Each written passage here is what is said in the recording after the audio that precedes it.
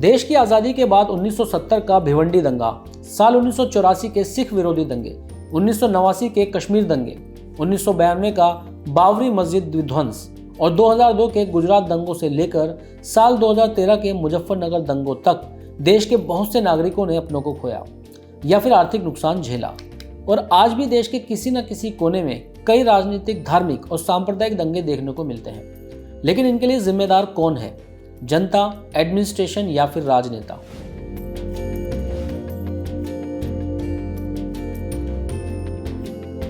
भारत को एक शांत और अहिंसक देश कहा जाता है।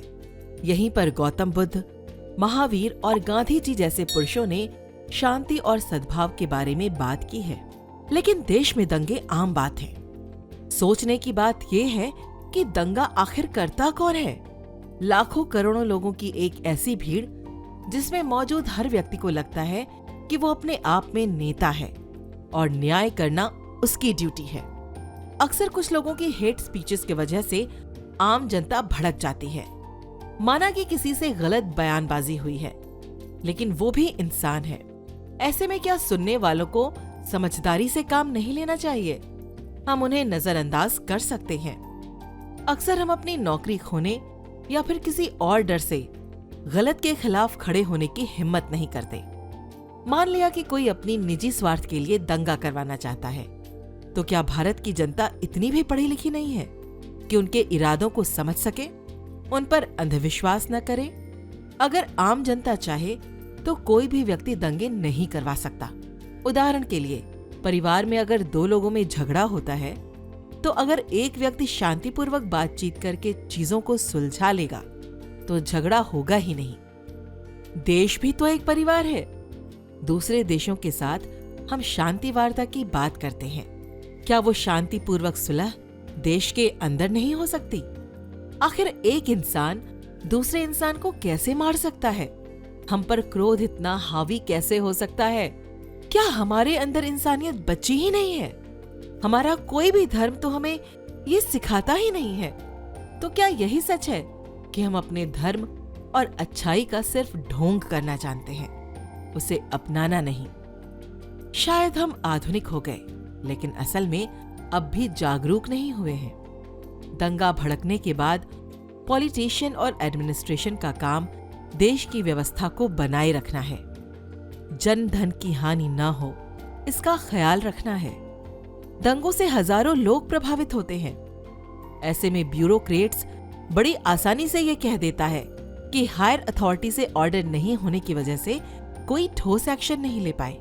माना कि दंगों में उन पर प्रेशर और लिमिटेशन है, लेकिन क्या प्रशासन को सही और गलत की समझ नहीं है? क्या देश के लिए उनका कर्तव्य सिर्फ सरकारी आदेशों को फॉलो करने तक ही सीमित है और अंत में वो ये हवाला देते हैं कि ऊपर से गलत ऑर्डर की वजह से दंगा नहीं रोक पाए? सवाल ये उठता है कि गलत ऑर्डर फॉलो ही क्यों किए गए? अपनी नौकरी बचाना सही है, लेकिन क्या ये इंसानियत की कीमत पर होना चाहिए? दंगे रोकना या करवाना रूलिंग पार्टी या अपोजिशन के हाथ में भी नहीं है। हायर लेवल पर बैठा कोई भी व्यक्ति खुद दंगे करने नहीं आता। देश के आम नागरिक ही इन दंगों का हिस्सा होते हैं, चाहे वो उनके फॉलोअर हों या कोई और। ज्यादातर दंगे लूटपाट में तब्दील हो जाते हैं क्योंकि देश में गरीबी और बेरोजगारी है और इसीलिए कई लोग पैसे के लिए उन दंगों का हिस्सा बन जाते हैं। जाहिर सी बात है, देश या लोकतंत्र का ग्राउंड पिलर जनता ही है। एक जागरूक नागरिक दंगों को रोक सकता है, कारण चाहे कोई भी हो। चाहे किसी ने पिछले दंगों में अपनों को खोया है या फिर किसी की बयानबाजी ने उन्हें दुख पहुंचाया है या कुछ भी, सही मायने में दंगों के लिए जनता ही दोषी है। अतीत में हुए दंगों को किसी भी डॉक्यूमेंट्री या शॉर्ट फिल्म के माध्यम से दिखाया जाता है, तो क्या हम उन्हें किसी को दोषी ठहराने के लिए देख रहे हैं या फिर उनसे कुछ सीख लेने के लिए? आज क्या समाज जागरूक हो पाया? क्या पॉलिटिशियंस ने हेट स्पीचेस बंद कर दिए? और सबसे अहम रोल निभाने वाली एडमिनिस्ट्रेशन क्या गलत ऑर्डर्स को फॉलो नहीं करने का साहस जुटा पाई है? दंगों में अपनों को खोने वाले लोगों का दुख ना तो कोई समझ सकता है और ना ही कम कर सकता है। द रेवोल्यूशन देशभक्त हिंदुस्तानी आपको सिर्फ यही कहना चाहता है कि हम अतीत को नहीं बदल सकते, इसलिए खुद के लिए दूसरों को माफ करें। आपके साथ जो गलत हुआ उसके लिए समाज को जागरूक जरूर करें, ताकि आने वाली जनरेशन को वो दुख ना झेलना पड़े।